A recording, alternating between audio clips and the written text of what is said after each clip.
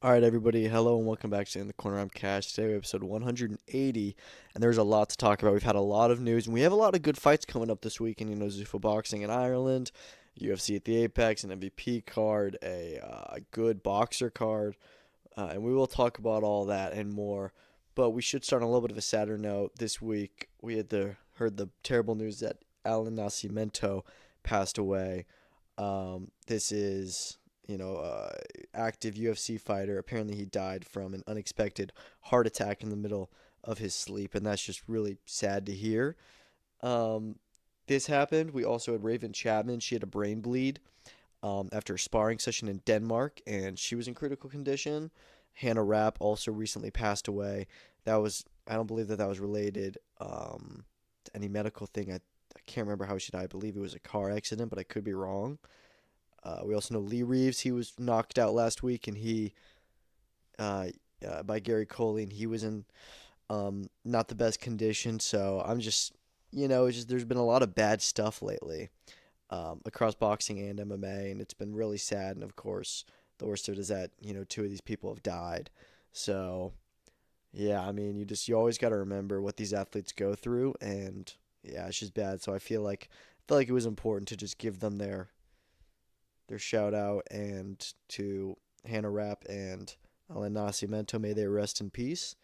And to Raven and Lee, I hope that they make a full recovery. And yeah, it's just terrible. But now that we've addressed that, let's get into the news of this week. Biggest news, kind of an ongoing story, of course. Tyson Fury, Anthony Joshua, the whole debacle. We are hearing now that it is close to finally having a location on it, and that is Madison Square Garden in New York City, the world's most famous arena. Um, yeah, I mean, look, it's a huge fight, one of the biggest fights of the century, you would have to think. And MSG is a very iconic venue. It's not the right place to host this fight, and it's not. I mean, Wembley Stadium is so clearly, really the only place that could host this. You need to have the biggest audience possible in the UK where it belongs, and it needs to happen in UK prime time. And it's so baffling to me. Like, how could they get this wrong? How could they not? It makes so much sense. Like, that is the easiest part of the deal, is where it should be set. We know that Eddie Hearn is saying that he and Anthony Joshua are fighting it, and that's why we haven't had an official announcement. Is that right now there is no fight that has been made to take place in America, is what he's saying. Because in the contract, at least their contract, it says the fight must take place in the UK. Now, obviously, we know that Netflix is the one who wants it in the US because they think they can do better viewership there. Turkey and Sella and TKO, they're all on board with this. We don't know what really TKO's involvement is. We know they want to be involved in it. We don't know if they actually are. Frank Warren, he seems to not be saying much about it. I think Tyson Fury is down with it in America, but AJ and Matchroom do not want it to be in America, and it shouldn't be. It's really unfortunate. I'm sure, of course, they will sell out Madison Square Garden in seconds, and they'll have tons of Brits flying over for it. It's not where the fight should be. It's just not. I'll be excited for it, of course, but it's just not. A date that we're hearing is Friday, November 20th. Apparently, Netflix wants to do the fight on a Friday night.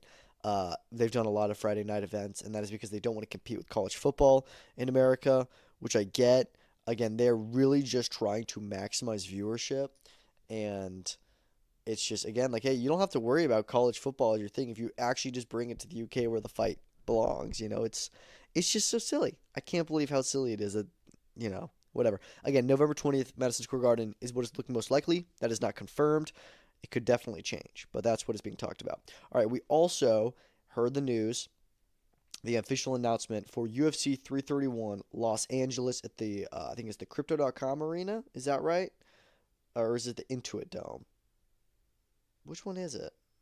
Um, no, it's the Crypto.com arena. Oh, that's a shame it's not Intuit Dome because that one's really cool. Anyways, yeah, it's a really good card, honestly. It really is. So main event is going to be Joshua Van versus Alexandre Pantoja 2. Absolute banger. Of course, this fight was very much needed. Very much needed rematch. Van wins the title on a fluke against Pantoja. He does defend against Arturo Tower, so he proves that he is a champion himself, and they get to headline. Rumor was that they were going to be co-main event on this card. So I love that Joshua Van gets his headlining opportunity, Pantoja as well. It's going to be a great fight. It's a really good headliner for LA. Co-main event was a surprise. Arman Tsarukyan is back fighting Mauricio Ruffy in a 5-round lightweight bout. Now, of course, the word was that it was going to be Arman versus Charles Oliveira. They were going to rematch in the main event for the BMF title. And that would have made sense, and it would have been a title eliminator as well. Apparently, Charles is no longer fighting because Alan Nascimento's passed away. They were training partners. They were in the same camp. And, he just decided to not go through with his camp. Understandably so. So, Mauricio Ruffy, he gets a shot up the rankings. Really big opportunity. I mean, I think that Arman deserves the next title shot. We know Justin's not going to fight until 2027, so I'm not mad at Arman fighting again. Even though I don't think he needs to prove himself, but he needs to stay active for sure. The RAF stuff is all fun and well, but we need to actually fight in the octagon. And it needs to be a tough fight. It needs to be number one contender fight. There are, of course, guys like Paddy the Baddy and Charles Oliveira, and maybe even Max Holloway, who I think are still ahead of Mauricio Ruffy in the lightweight rankings in my head. But if Ruffy beats Arman, hard to deny him a title shot. It's going to really test his grappling. He struggled against BSD. He got submitted in that fight. Can he come through here? Can his striking do the damage? Can he wrestle against Arman, who is a nasty wrestler? Really, really good fight. I'm excited for that. Great co-main event. The return of Arman. Also, he's Armenian. A lot of Armenians in LA. Some other fights on the card. Patricio Pitbull. He's going to be fighting Doo Ho Choi. So Choi's getting a shot at the rankings. Pitbull just number 15 at featherweight. So I would have liked a better opponent for Pitbull, just a bigger name, but we'll see what Choi can do. Renato Moicano versus Brian Ortega. We were expecting that one. Pretty good fight. I mean, definitely think Moicano's a decent favorite there, but it should be fun. Alonzo Menefield versus Iwa Berniewski. Probably my most anticipated fight on the card. Someone's going to sleep in 20 seconds. Going to be awesome. Gable Stevenson, he's back fighting Sean Sheriff. Another kind of pushover fight for him, but staying active. And then Marlon Chito Vera, he will be fighting Charles Jourdain. Jourdain has been collecting some pretty good wins recently, and Chito definitely needs to win himself, so it's a good fight. In fact, Chito is on a 4-fight losing streak, whereas the man Charles Jourdain is on a 3-fight win streak himself. So again, he would get a ranking if he were to win this fight. Other fights on the card: Tai Tuivasa taking on Rebellis Despain. So this is the return to the UFC for Rebellis Despain off of his big knockout win on the Netflix card. Tai Tuivasa somehow gets to stay in the UFC. He's on 7-fight losing streak now, and he's fighting a guy who's just coming off a crazy knockout. Matchmaking makes no sense, but whatever. Edmund Shabazian versus Bruno Ferreira. Pretty good fight. I actually really like that middleweight fight. That's a good one. They keep putting Bruno in just really well-matched fights. Kika Chikadze versus Joe Anderson Brito. Casey O'Neill, she's fighting Eduardo Mora. I don't know why I had so much trouble with that. And then Ryan Gander, Ozzy Diaz. Michael Aswell Jr. versus Ju Sung Yu. Really good card for UFC 331. Looking forward to that September 19th. Another big fight coming up. Moses Tama and Filip Hrgovic confirmed it will be for the vacant IBF Heavyweight Championship of the world. This is great news. This is great news. I wasn't expecting it.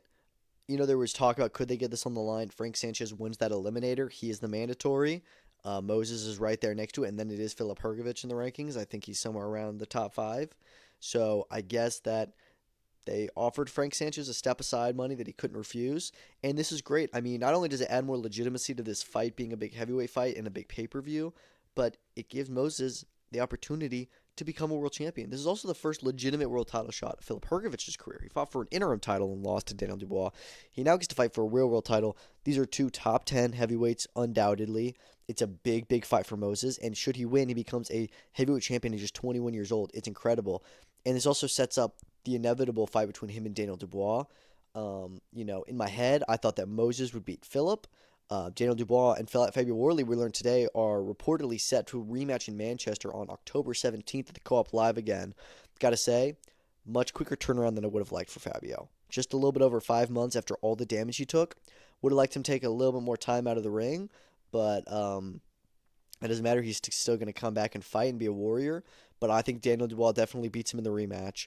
And then we get Dubois at Talma next year in a stadium for a world championship. The 2 best British heavyweights, arguably 2, I would definitely say 2 of the top 4 or 5 heavyweights in the world.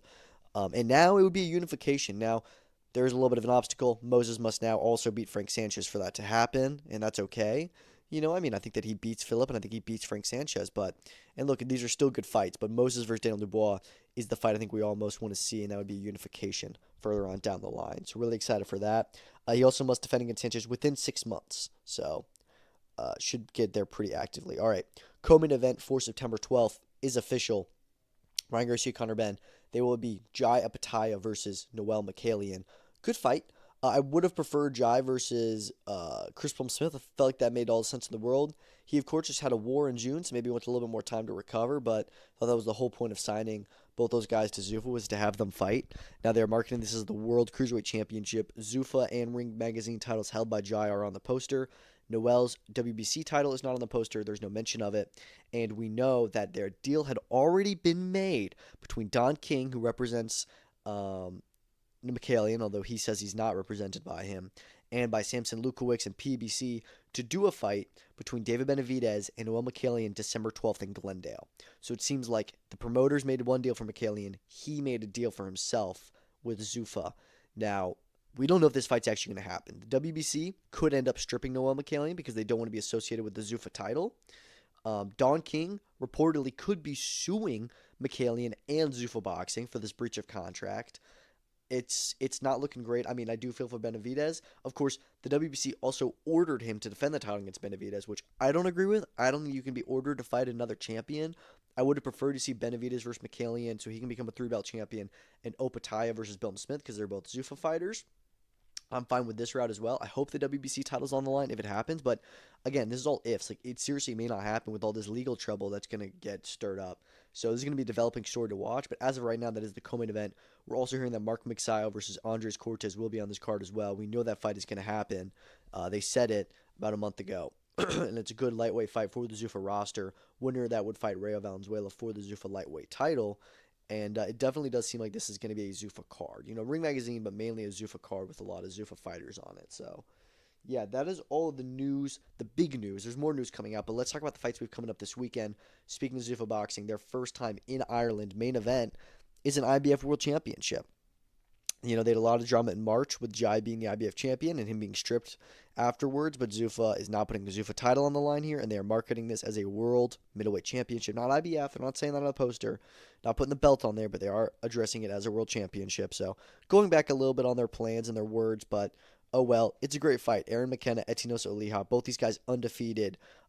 Definitely the toughest test of Aaron McKenna's career. I noticed that I feel like every Zuffa main event does kind of market one guy as the A side, which isn't really what their message was supposed to be. You know, the UFC doesn't have a lot of true A sides. It does feel like they're doing this with Zuffa. And look, they're bringing this fight to Ireland for McKenna. A lot of the promotion has been around him, but Etinosa Oliha, he is a dangerous, dangerous fighter. I mean, they're right next to each other in the Ring Magazine rankings.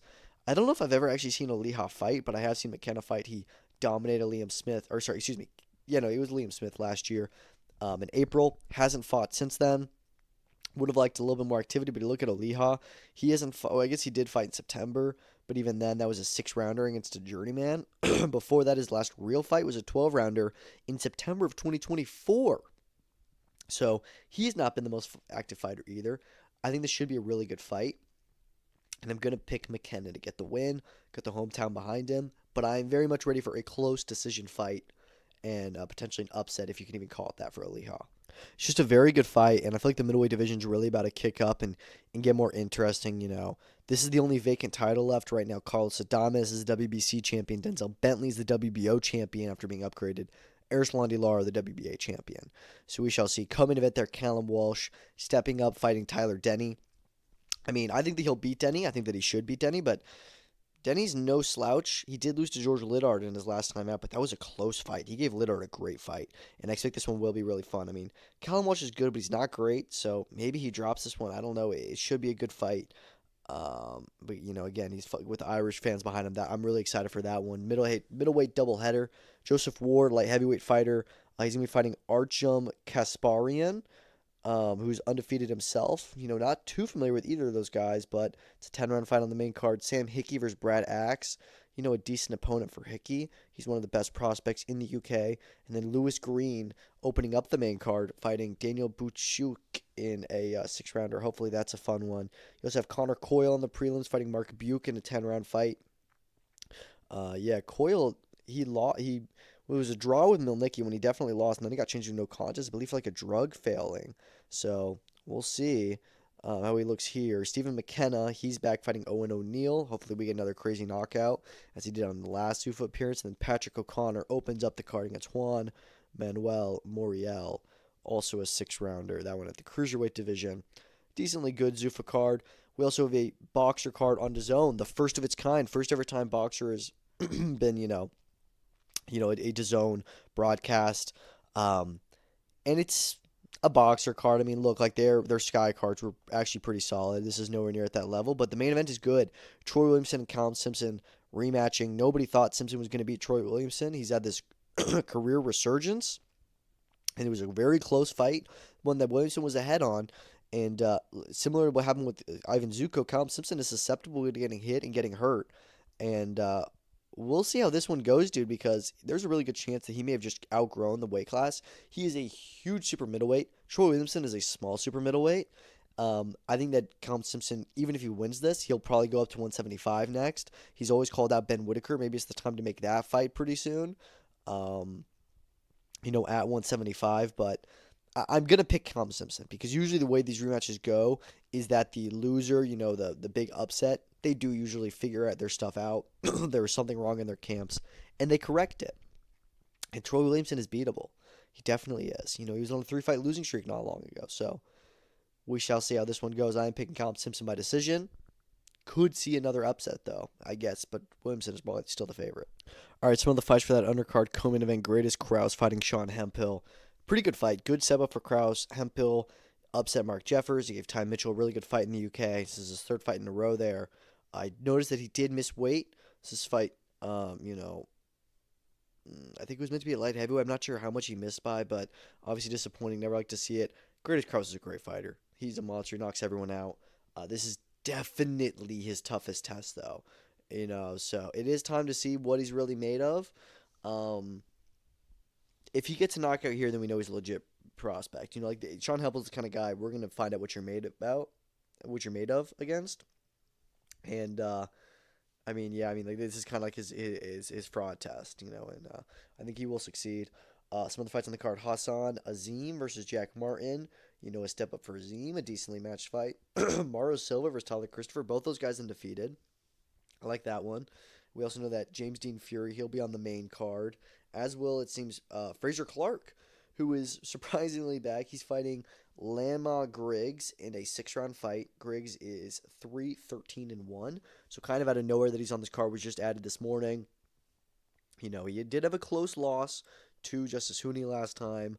I thought that it was a clear loss, but it was, close on the cards. It was close in that, he did win a few rounds of the fight. He was competitive, sure. But yeah, so we'll see how this one goes for him. I expect he'll get another quick knockout. I really don't know what much is left in his career. I feel like he should just retire at his age. I don't think he's going to get any more big wins, but we'll see. Diego Krasimira versus Ashley Eels. That's a decently well-matched fight there. The thing about these new boxer shows, they don't have a lot of big names on them. But if you run through it, it's a lot of well-matched fights. It's undefeated versus undefeated. And if it's not, it's undefeated versus a guy with like 1 or 2 losses.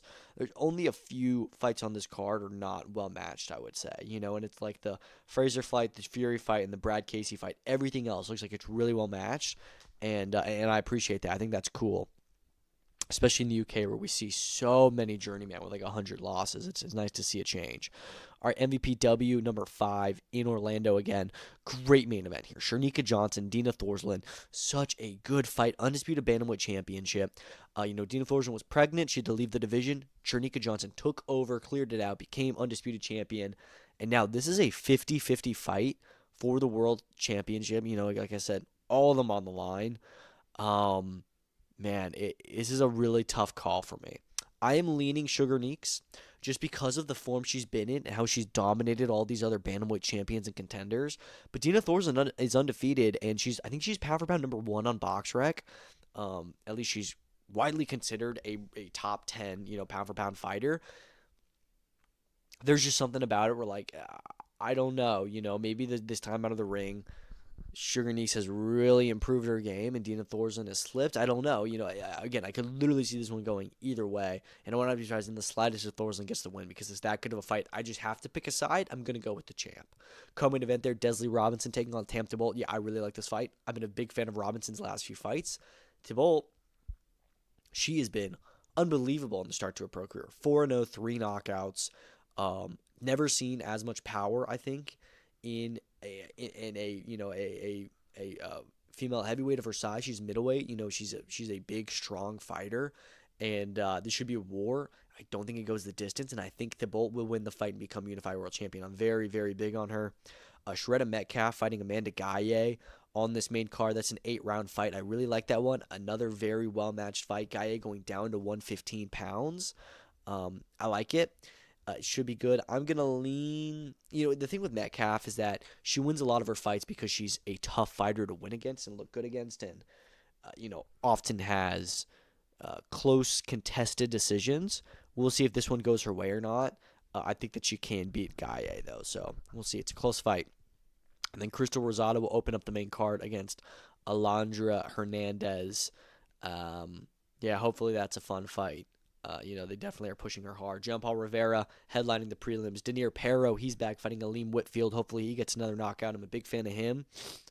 Sarai Brown L versus Shayla Moreno Castillo. Both those fighters undefeated. That's a good one. And some other guys on the undercard. It's going to be a fun card in Orlando. You got the UFC back at the Apex 120 to be exact. This card is not great, but the main event, it's an Apex main event, but it's a good fight. Mateusz Gamrot versus Quillan Salkilld is really interesting to me. Gamrot has been a proven contender. He's kind of looked like win-loss for the last few fights. win-loss, but he's really solid. He's a great wrestler. And Quillan Salkilld is one of the best rising prospects in the UFC. He is a slight favorite here. The run he's gone on this year has been really impressive. A lot of big finishes. This is a very big step up. I was really surprised when they announced this fight. I like it because it is so much like a proven contender against a really promising prospect that, this is by far his toughest fight. So I love it. I don't know. I think a lot of people are saying Gamrot. I got to go with Salkilld just because of how good he's looked. I think there's a lot of promise. It's just a question of, is he ready for it? That's it. Again, this is a 50-50 fight. I love it. I can see either one going. It's going either way. Card, though, really not great. Co-main event, Diego Ferreira versus Billy Quarantillo. That's really the co-main event. Darren Elkins versus Yadier Del Valle. Huge favorite in Del Valle there. Amanda Lemos, she's returning. She's taking on Alexia Thainara. That is a number 8 versus number 12. Of course, Lemos coming off the loss to Jillian Robertson in March. That got Jillian Robertson a title shot. So, curious how far away she is herself from one with a few more wins. Ty Miller versus Billy Ray Goff. Stephen Asplund, really big fan of Stephen Asplund. He's very fun. He's going to be fighting Guillermo Pat.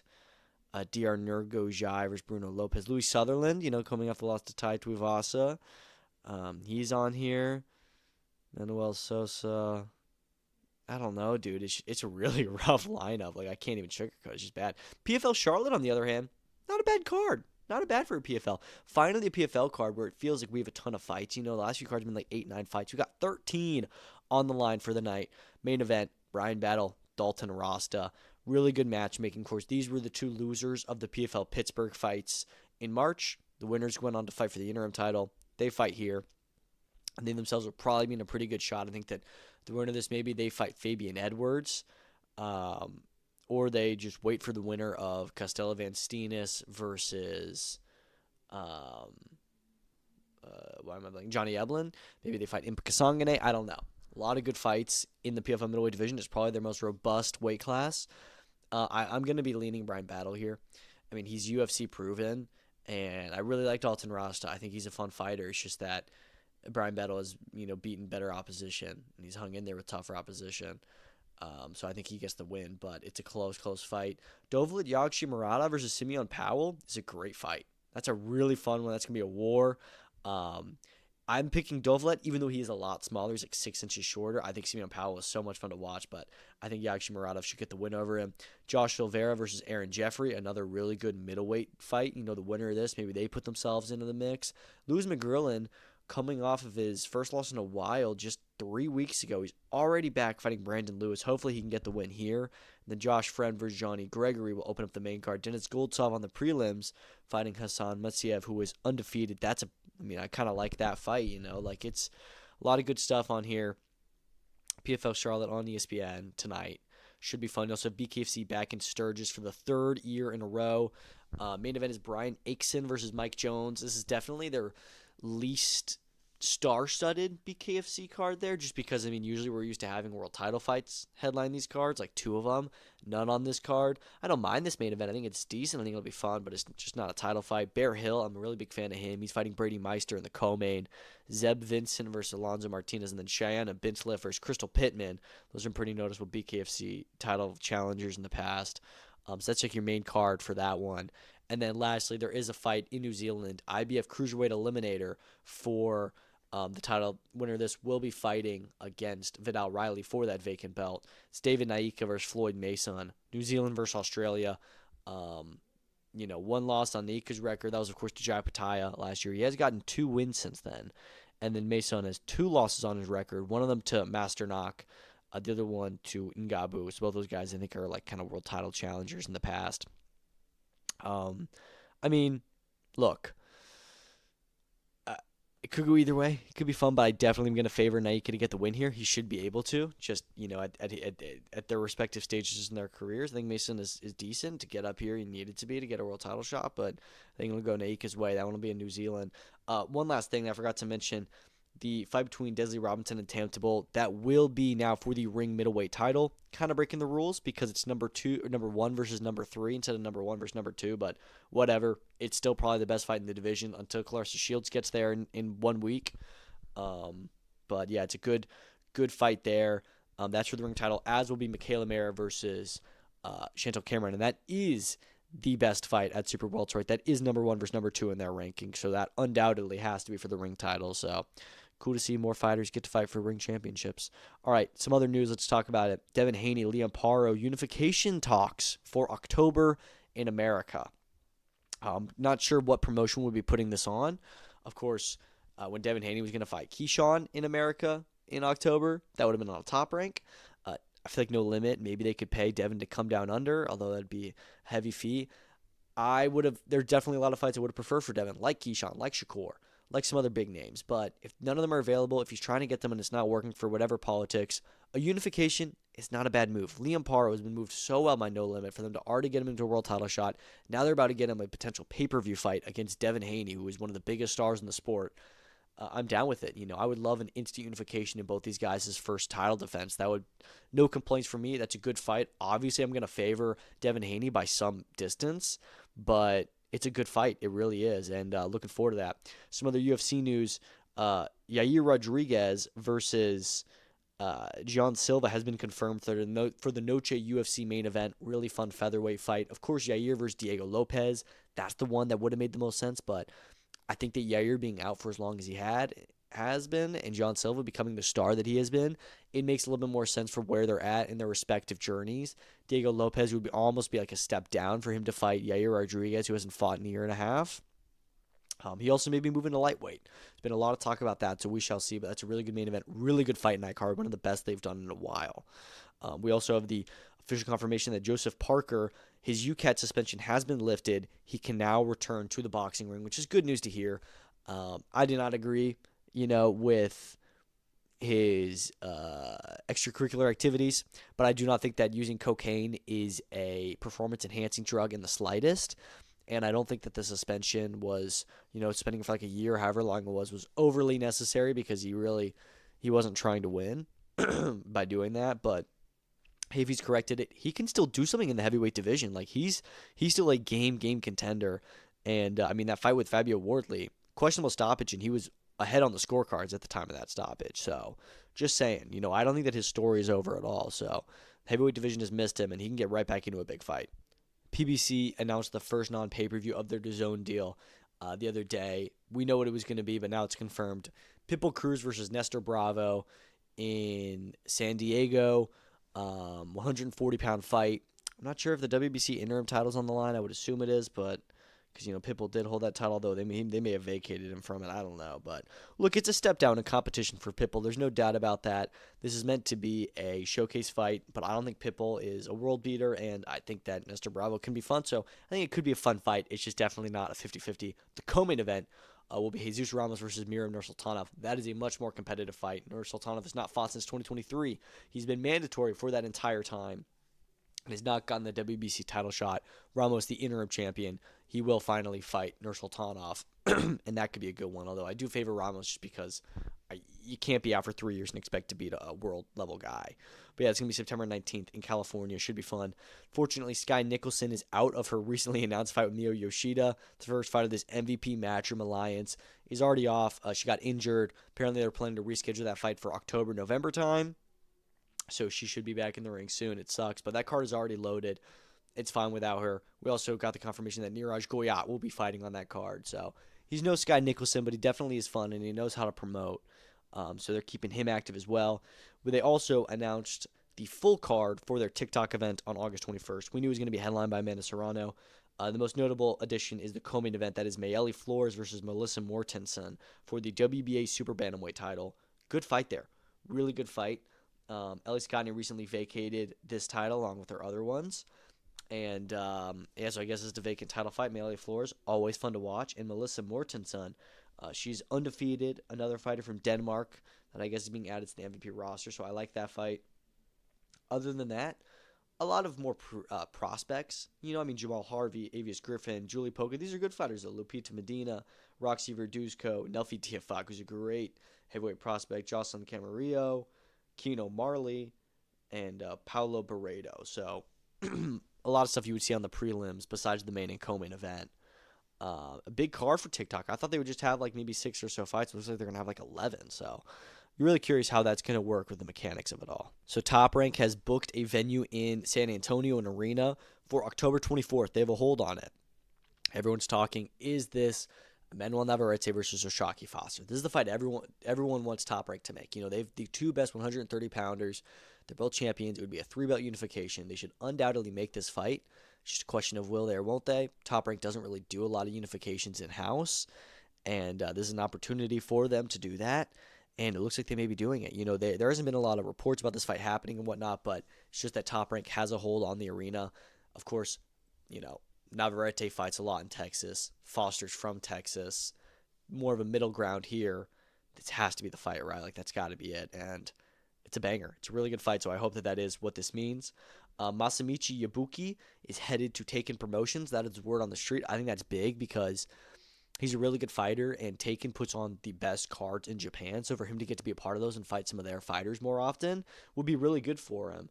And boxing as a whole, especially in Japanese boxing. So hope that's true. Should be cool. Salida Promotions, they confirmed the entire undercard for their big show next week in Atlanta. I will be in attendance for that. Gonna be honest, probably put too many fights on this card. It's just like, it's gonna have way too many. You already have 5 fights on the main card. They're doing 3 of these Zeus fights, which are all like influencers, rappers fighting each other, which could be fun.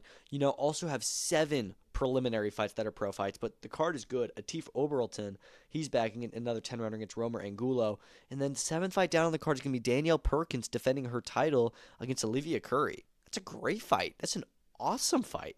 One of the best on the card, if not the best. I could really see either of them winning that fight, so I like that one a lot. Hakeem Lopez fighting Devell Smith. I think those guys may both be undefeated. That's a really nice matchup in 8 rounds. Chanel Butler, she's back against Marianella Ramirez, Jaquan McElroy, Casey K-Champ Dixon, and Daniel Mercado, the younger brother of Tito Mercado. So really solid card lineup for August 15th. Very much excited for that. We also got some news about the undercard for Nikita Zhu versus Ben Mahoney. That is, of course, an IBF middleweight eliminator or super welterweight eliminator. I can't remember. But anyway, I can't remember what weight they're at. I think they're at middleweight, right? Or is it no, it's a 154. Sorry, it's a 154. Anyways, Callum Peters is already back. He's been so active. Great performance the other week in Sydney. He'll be fighting Blake Wells, who is 13-2, a notable Australian fighter. He's number 15 in the IBF rankings, so I'll get a potential ranking spot for him. And then Kira Rustin, 9-0, 9 KOs. He'll be back as well, fighting Sanjay Simmons, who is also 9-0, 9 KOs. So someone's going to sleep there. Really good 3-fight card as of right now for August the 26th. ProBox TV also added Haber Conceição versus Jose de Jesus Adame Chio, very long name, on September 11th. Chio was also undefeated. So Conceição, one of their best prospects. Really good card coming together for September 11th. I'm loving this championship series they're doing. and how good the cards are going to be. And then lastly, IBA Pro 21, we keep up to date with those. It's going to be in Armenia on September 26th. So finally doing another one outside of Russia. And this will have both traditional boxing and boxing with MMA gloves. So we know they do the bare knuckle stuff. They're mixing in a few different types of formats. So curious to see how that goes. We don't know who's on the card yet. But look, that's all I've got. It was a lot today. Longer episode a little bit. Thank you all so much for listening. Have a great weekend. Enjoy the fights, and peace out.